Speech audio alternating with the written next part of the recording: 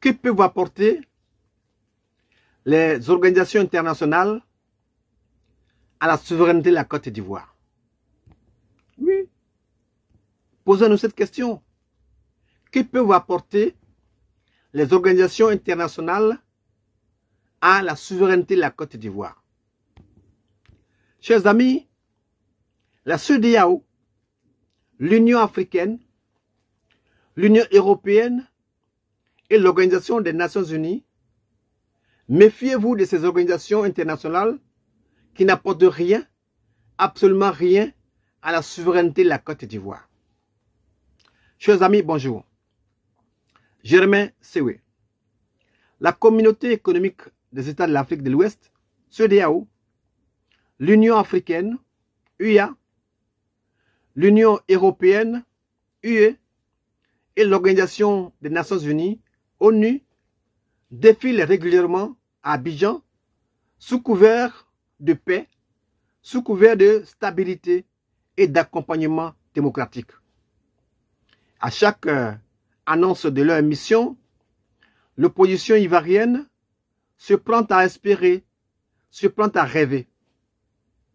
Ces structures seraient, croient-elles, capables de contraindre ou de convaincre le régime RHDP à jouer selon les règles du jeu démocratique.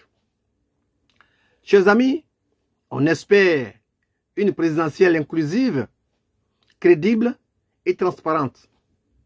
Hélas, mille fois hélas, à peine leur délégation répartie, le pouvoir en place poursuit sa logique de verrouillage politique, sourd à toute interpellation, même diplomatique.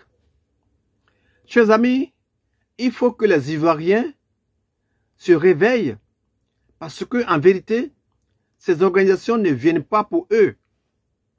Elles ne viennent pas pour eux.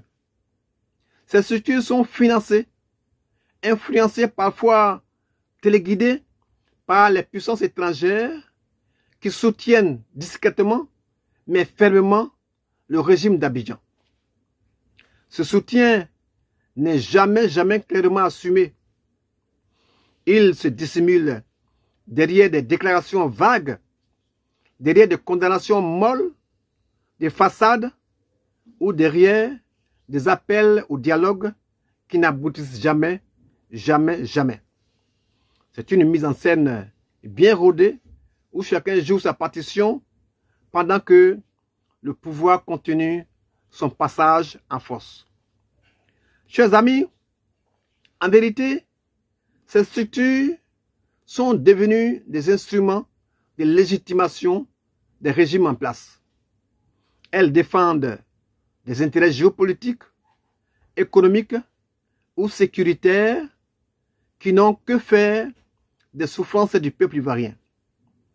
Que, des droits soient violés, que la démocratie soit piétinée, que des opposants soient réduits au silence ou que des élections soient truquées, tout cela leur importe peu.